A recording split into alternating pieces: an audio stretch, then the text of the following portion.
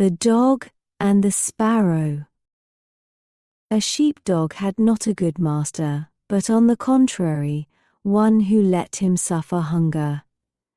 As he could stay no longer with him, he went quite sadly away. On the road he met a sparrow who said, "Brother dog, why art thou so sad?" The dog replied, "I am hungry and have nothing to eat."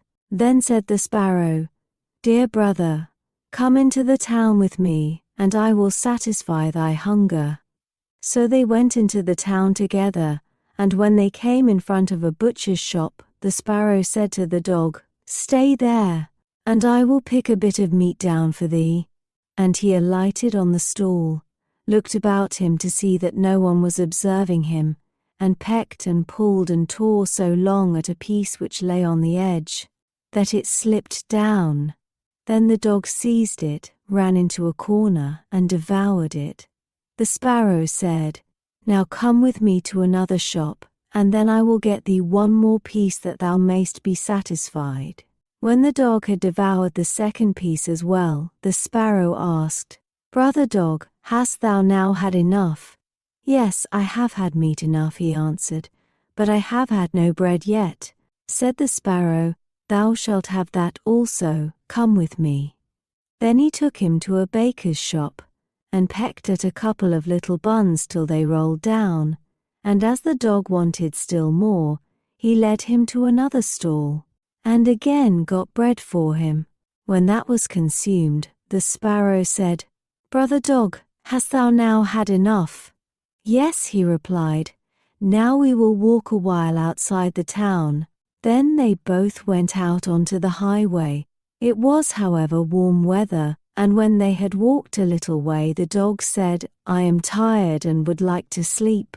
"Well, do sleep," answered the sparrow, "and in the meantime I will seat myself on a branch." So the dog lay down on the road and fell fast asleep. Whilst he lay sleeping there, a wagoner came driving by, who had a cart with 3 horses, laden with 2 barrels of wine. The sparrow, however, saw that he was not going to turn aside, but was staying in the wheel track in which the dog was lying, so it cried, "Wagoner, don't do it, or I will make thee poor."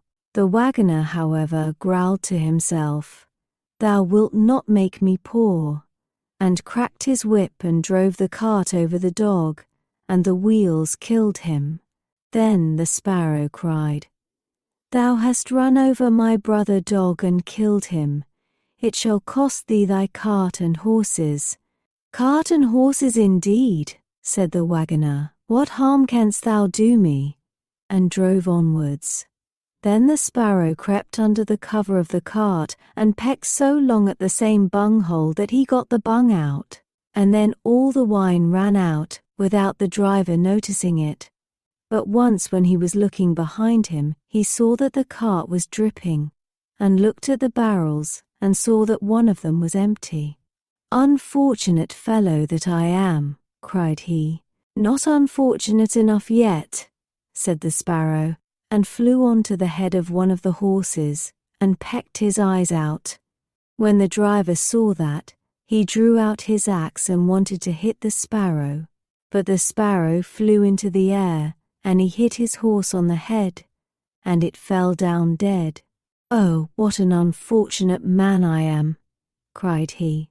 "Not unfortunate enough yet," said the sparrow, and when the driver drove on with the 2 hoses, the sparrow again crept under the cover, and pecked the bung out of the second cask, so all the wine was spilt.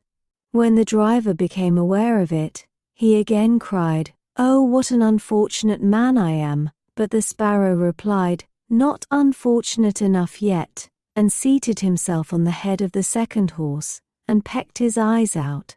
The driver ran up to it, and raised his axe to strike, but the sparrow flew into the air, and the blow struck the horse, which fell. "Oh, what an unfortunate man I am."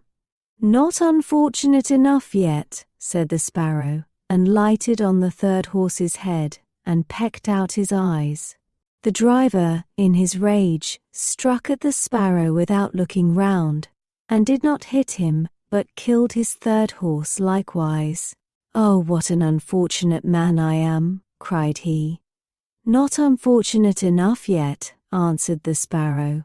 "Now will I make thee unfortunate in thy home," and flew away. The driver had to leave the wagon standing, and full of anger and vexation went home. "Ah," said he to his wife, "what misfortunes I have had! My wine has run out, and the horses are all three dead." "Alas, husband," she answered, "what a malicious bird has come into the house. It has gathered together every bird there is in the world, and they have fallen on our corn up there, and are devouring it."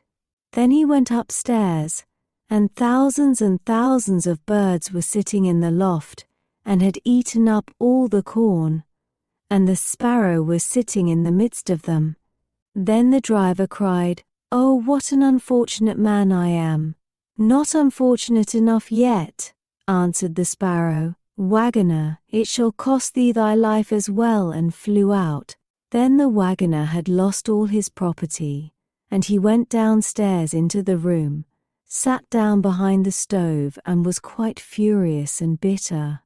But the sparrow sat outside in front of the window and cried, "Wagoner, it shall cost thee thy life." Then the wagoner snatched the axe and threw it at the sparrow, but it only broke the window and did not hit the bird. The sparrow now hopped in, placed itself on the stove, and cried, "Wagoner, it shall cost thee thy life."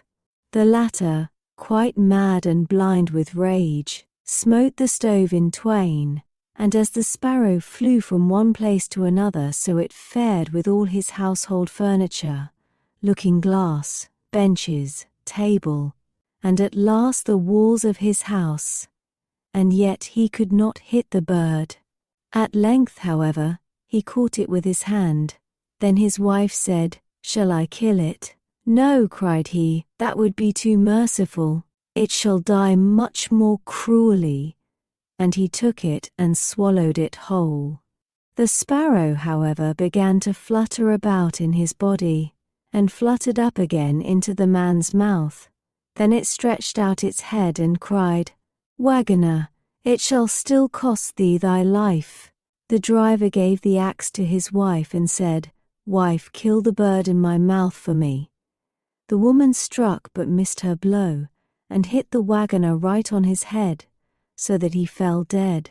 But the sparrow flew up and away. Please like and subscribe for more bedtime tales.